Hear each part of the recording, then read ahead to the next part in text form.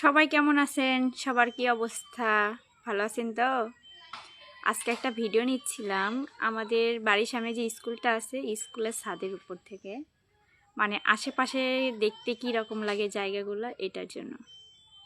তো এই তো দেখতে পাচ্ছেন আমার ছোট কাকা লাউ গাছ লাগাইছিল, এটা ছাদের উপর উঠাই দিয়েছে। তো নেট দিয়ে জানলা বানাইছে, সুন্দর লাগলো। আর এটা হচ্ছে শিউলি ফুলের গাছ, যে ফুল আমি পোস্ট করছিলাম ফুল নিবা নাকি গো ফুল, এই সেই ফুলের গাছ।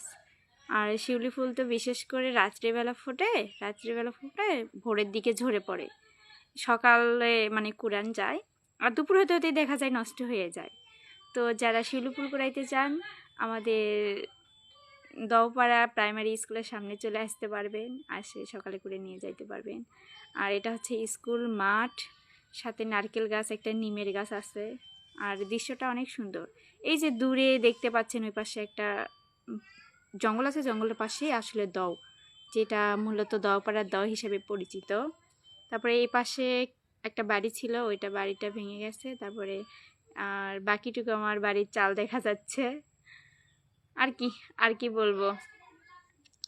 তো এই অবস্থা। ও আজকে আরও একটা জিনিস আছে, সবাই আটা কুটতেছে, আটা কুটার ধুম বাড়ছে। বৃষ্টি হবে নাকি বলে কয়দিন পরে, কয়দিন, এই জন্য তখন সবাই পিঠা খাবে, এটাই কারণ।